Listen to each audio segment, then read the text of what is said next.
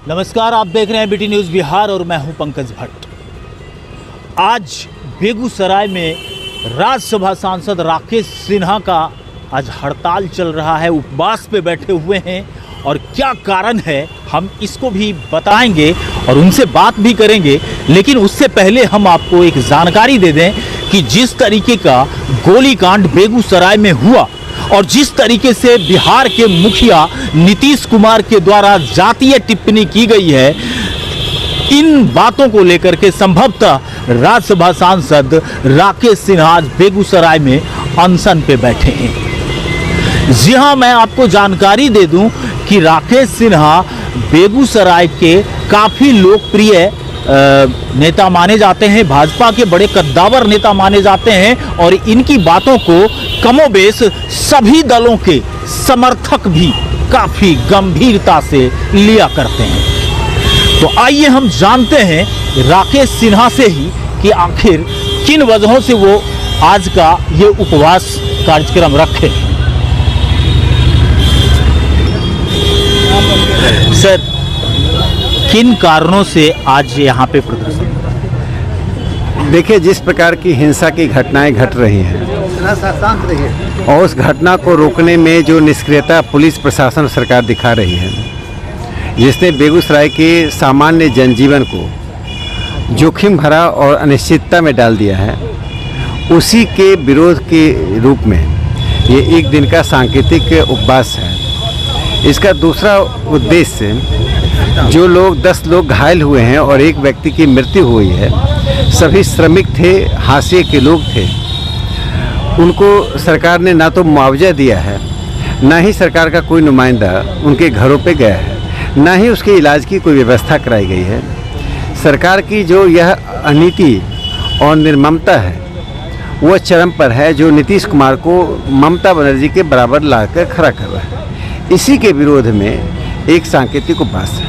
Sir, Samastipur में विद्यापति नगर में एक घटना घटी थी जिसमें एक ही परिवार के 5 लोग फांसी के फंदे को से झूल गए थे। तब तो आप लोग धरना प्रदर्शन पे नहीं आए थे, ना गए थे देखने?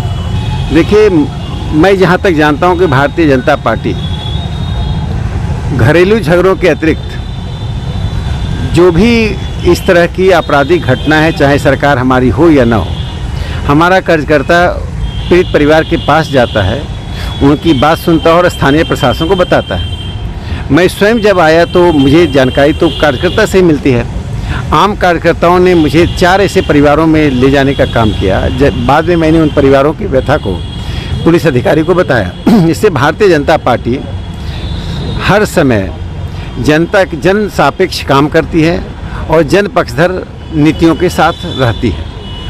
सर, एक मामला आता है कि बेगूसराय में लोग काफ़ी डरे सहमे से इस घटना के बाद और ज़्यादा रहने लगे हैं। दूसरी चीज़ कि जो टिप्पणियां आई हैं मुख्यमंत्री का, उसमें वो कैसे ये साबित कर पा रहे हैं कि इस जाति के लोग मरे, उस जाति, क्या गोली भी पहचानने लगी है जाति? देखिए, ये तो एक अलग बात है कि उनको ऐसी टिप्पणी नहीं करनी चाहिए, लेकिन उससे भी एक गंभीर बात है, जब पुलिस जांच कर रही हो तो सरकार के बाहर के लोग तो बोल सकते हैं, उन्हें भी नहीं बोलना चाहिए, लेकिन वे तो बोलते हैं। लेकिन यदि सरकार में बैठा हुआ मुखिया ही कोई ऐसी बात कहता है जो जांच को प्रभावित करे, तो स्वाभाविक है नीतीश जी के बयान के आधार पर ही जांच करेंगे पुलिस के अधिकारी। नीतीश कुमार ने पूरे कानून व्यवस्था को जातीय विमर्श में लाने का काम किया है, जो दुर्भाग्यपूर्ण है। वे अपने आप को राम मनोहर लोहिया जी का अनुयायी मानते हैं और लोहिया जी ने जाति विहीन समाज का सपना देखा था, उसी आदर्श को लेकर जीवन भर संघर्ष करते रहे। नीतीश जी उस सपने का दमन और मर्दन कर रहे हैं। बिहार की जनता अब क्या कर सकती है? इस तरीके का बयान मुख्यमंत्री का आता है, इतने सारे लोग घायल हो जाते हैं, 40-40 किलोमीटर तक लोग अपराधी बंदूक लहराते निकलते जाते हैं। अब जनता क्या करे? देखिए, नीतीश कुमार के सामने जनता 2 ही विकल्प देती है। सत्ता में रहना है तो शासन करना होगा। शासन का अर्थ है निष्पक्ष रूप से जनता के हित में शासन करना। यदि यह विकल्प स्वीकार नहीं है तो उन्हें सत्ता से बाहर जाना होगा। यदि स्वयं नहीं जाते हैं तो वहाँ बिहार की भूमि प्रयोग भूमि है। हमने जयप्रकाश नारायण के प्रयोग को देखा है, उसी तर्ज पर नीतीश कुमार को सत्ता छोड़ने के लिए हम बाध्य कर देंगे। तो ये थे राज्यसभा सांसद जिन्होंने स्पष्ट तौर पे सरकार की उन नीतियों का खिलाफ किया है जिसमें सरकार ने इस घटना को, गोलीकांड, बेगूसराय के गोलीकांड की घटना को जातीय रूप देने का कोशिश किया।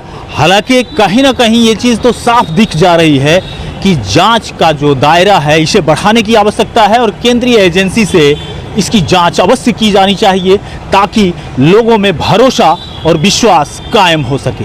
अब कहीं मत जाइएगा, बने रहिएगा BT न्यूज़ बिहार के साथ। तब तक के लिए